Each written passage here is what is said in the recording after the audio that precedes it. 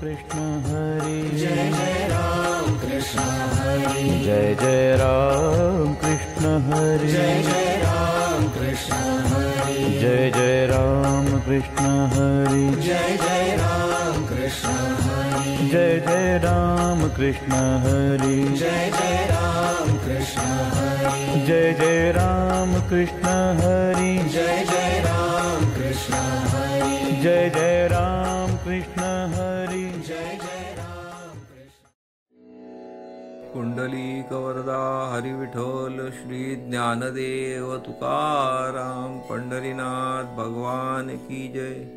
माऊली ज्ञानेश्वर महाराज की जय। जगद्गुरु तुकाराम महाराज की जय। ओम श्री सद्गुरु बळवंत बाबा महाराज की जय। ओम श्री सद्गुरु वासुदेव बाबा महाराज की जय। ओम श्री सद्गुरु सुधाकर बाबा महाराज की जय।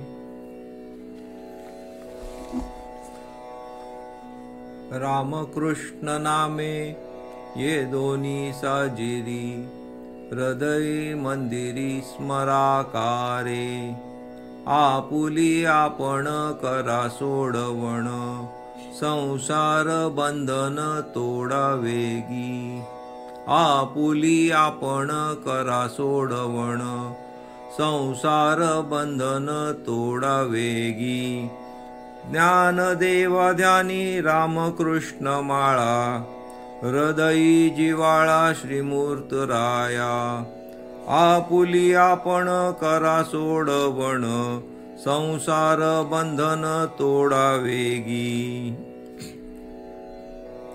प्रस्तुत अभंग माऊली महावैष्णव श्रीमंत श्री ज्ञानोबाराय यांचा 3 चरणाचा नामपोर। आणि माऊली इथे साधकाला रामकृष्ण नामे हृदयामध्ये जप करायला सांगतायत। रामकृष्ण नामे ये दोन्ही साजिरी हृदयी मंदिरी स्मराकारी। ते म्हणतात की राम आणि कृष्ण ही 2 जी नावे आहेत, नाम ती कशी आहेत तर साजिरी म्हणजे सुंदर आहेत।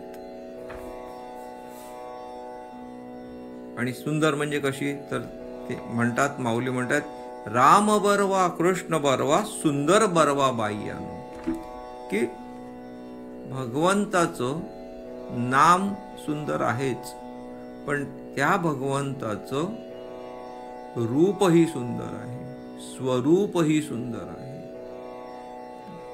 आणि म्हणून सामान्य किंवा साधकाला हा भवसागर तरुण जाण्यासाठी जर कोणत्या नाम असेल तर हे राम आणि कृष्ण। म्हणून राम कृष्ण नामे ये दोन्ही साजिरी, पण ती सुंदर आहेत, ती आपल्याला त्याचं जप कुठे करायचं आहे तर ते हृदय मंदिरी स्मराकारे, ते हृदयाच्या मंदिरामध्ये त्याचं स्मरण करणं गरजेचं आहे। नुसतं वैखरीने घेऊन नव्हे तर त्या वैखरीच्या माध्यमातून आपल्याला हृदयापर्यंत जायचंय। मध्यमा पश्यंती आणि परा, पण तिथपर्यंत आपण जाऊ शकत नाही, त्या मध्यमेपर्यंत पण आपण जाऊ शकत नाही, पण कमीत कमी त्या हृदयापासून तरी आपण त्याचं नामस्मरण करू शकतो। म्हणून त्या वैखरीने त्या हृदयापर्यंत त्या नामाची स्पंदने गेली पाहिजेत। आपल्याला माहित आहे की ज्या वेळेला ऋषीमुनींना कळालं की प्रभू रामचंद्रांच्या पायाची धूळ पाषाणाला लागतात, ते पाषाण स्त्री रूप झालं, हे जेव्हा त्यांना कळालं तर त्यावेळेला ते सर्व ऋषी मुनी त्यांना जमेल त्याप्रमाणे ते दगड घेऊन प्रभू रामचंद्रांकडे आले। कशासाठी तर त्यांच्या पायाची धूळ जर त्या दगडांना लागली तर ते स्त्रिया होतील आणि मग ते ऋषी मुनी त्यांचा संसार किंवा प्रपंच ते करू शकतील. पण ज्या वेळेस हे ऋषीमुनी त्या भगवंताजवळ आले आणि त्या भगवंताला, प्रभू रामचंद्रांना जेव्हा त्यांनी पाहिलं, तर नुसतं त्या भगवंताचं, प्रभू रामचंद्रांचं रूप पाहूनच त्यांना समाधी स्थिती प्राप्त झाली. प्रभूंना त्यांना जागं करावं लागलं आणि त्यांना विचारावं लागलं की का आलात तुम्ही, कोणत्या कारणास्तव तुम्ही इथे आलात.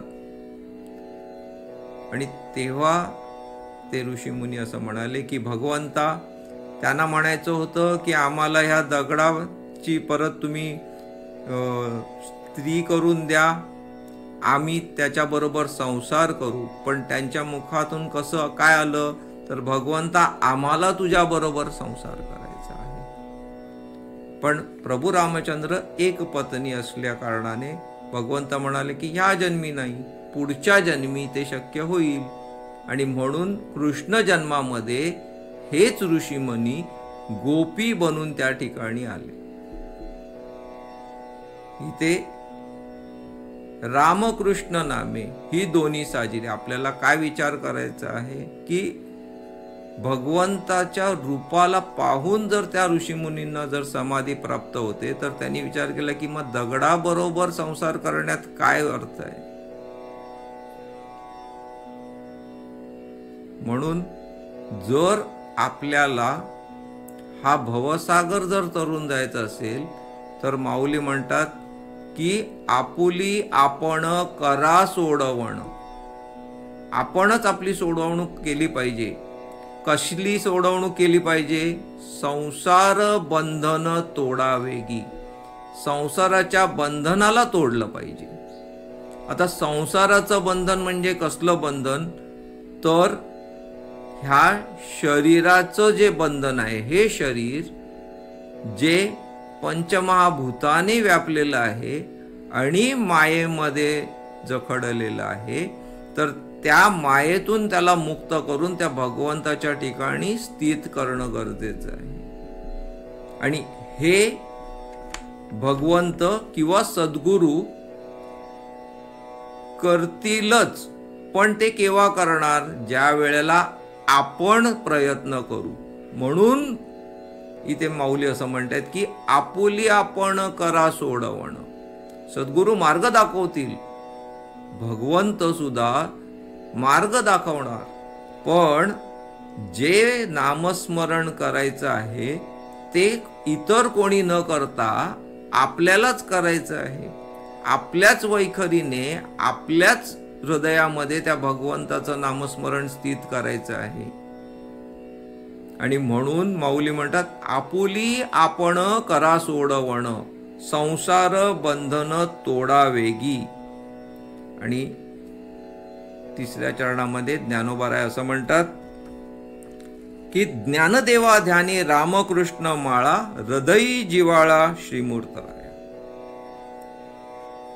आता इथे माऊली असं म्हणतात की त्यांच्या हृदयामध्ये भगवंताचा जिव्हाळा आहे, म्हणून त्यांच्या माऊलींच्या ध्यानी व मनी त्या भगवंताची सतत, म्हणजे त्या रामकृष्ण नामाची माळ ते सतत जपतात. आता आपण सामान्य साधक आहोत, पण आपल्या ठिकाणी भगवंत हृदयामध्ये त्याचा जिव्हाळा नाही, आपल्याला तो प्रस्थापित करायचा आहे. पण म्हणून माऊली असं म्हणतात की आधी आपण काय केलं पाहिजे, तर त्या भगवंताच्या जे नाम आहे रामकृष्ण नाम, त्याची जपमाळ आपण जर केली तर तो भगवंत आपल्या हृदयामध्ये येऊन तो तिथे त्याचा जिव्हाळा, म्हणजे त्याचं काय करेल, तो स्थित होईल. आणि आपण काय करू, तर आपण ह्या भवसागरातून तरून जाऊ.